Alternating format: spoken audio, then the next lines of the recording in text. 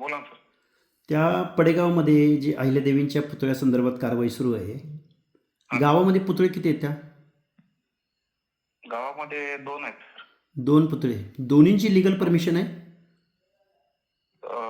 Legal आता ग्रामपंचायतला विचारलं होतं मी. 2 यांची अहिल्यादेवीत आता नवीन आशात बसवला होता मार्चमध्ये, तर त्याची हो. परवानगी नव्हती. आणि आणि दुसरा? याचे पण शिवाजी महाराज पुतळ्याचं पण विचारले त्याला, हां. तर रेकॉर्डला ते पण दिसलं नाही त्यांना.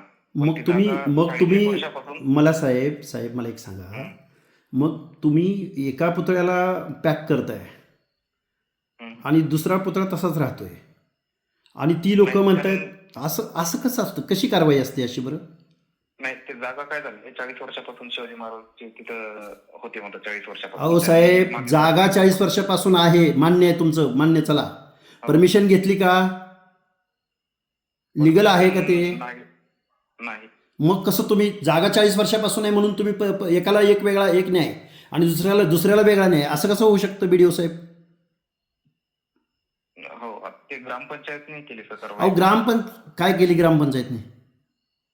म्हणजे काल परवा ते हे घेतली. ग्रामपंचायतने कारवाई केली? हो. तुमचं नाव घेतायत सगळे, पी आय पासून सगळे, आणि तुम्ही काय सांगताय ग्रामपंचायतनं कारवाई केली म्हणून? नाही, आता स्थानिक प्राधिकरण असल्यामुळे अहो ग्रामपंचायत. स्थानिक प्राधिकरण म्हणजे त्या लोकांना 100 150 लोकांना पिंजऱ्यामध्ये भरून नेणं ग्रामपंचायत कार्यालय करते का ही कारवाई? पण एका पुतळ्याबद्दल एक न्याय आणि दुसऱ्या पुतळ्याबद्दल दुसरा न्याय, असं कसं असू शकतं बरं प्रशासन?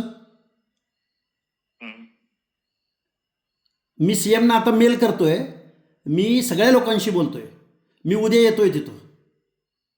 असं कसं चालेल बरं? आहेत का परवानग्या? असतील तर सगळ्यांना न्यायानं बसवा आणि तुम्हाला कारवाईच करायची तर सगळ्या पुतळ्यावर कारवाई करा ना. नाही, ते ग्रामपंचायत मार्फत आपण त्यांना अहो ग्रामपंचायतीला कुणी अधिकार दिला अशी कारवाई करायचा? नाही, पण मग एका पुतळ्याला बरं ग्रामपंचायतीनं केला मान्य आहे, ठीक आहे, लोकल बॉडीनं केला ठीक आहे, मान्य आहे. मग एका पुतळ्यावर ग्रामपंचायत कारवाई करते आणि दुसऱ्या पुतळ्यावर कशी काय करत नाही कारवाई? आणि त्याला परत पी आय बीडीओ तुम्ही सगळेजण प्रशासन साथ देता, त्यांना भीती घालता का लोकांच्या मनामध्ये? 100 पोलीस घेऊन जाऊन तिथं रात्री अपरात्री बायका माणसानं तिथनं उचलताय तुम्ही? हे कसं काय असू शकतं सांगा ना बीडीओ साहेब? नाही सर, ते काय केलं आपण, त्यांना जागा पण दिली पुतळ्याला. अहो जागा देणं त्याच्याबद्दल आमचा वाद नाही. पुतळा महापुरुषांचा बसला पाहिजे का? बसला पाहिजे, त्याच्याबद्दल आमचं काही दुमत नाही. पण तुम्ही कारवाई करत असताना एका पुतळ्यावरती कारवाई करता, लोकांना उचलून नेता आणि दुसऱ्या पुतळ्यावरती तुम्ही काही बोलत नाही, असं कसं होऊ शकतं हे मला सांगा बरं?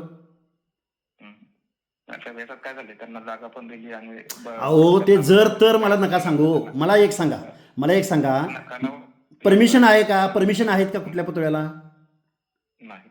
मग कसं काय बरं तुम्ही एका पुतळ्याला वेस्टर्ननं झाकताय आणि एक पुतळा रिकामा राहतोय?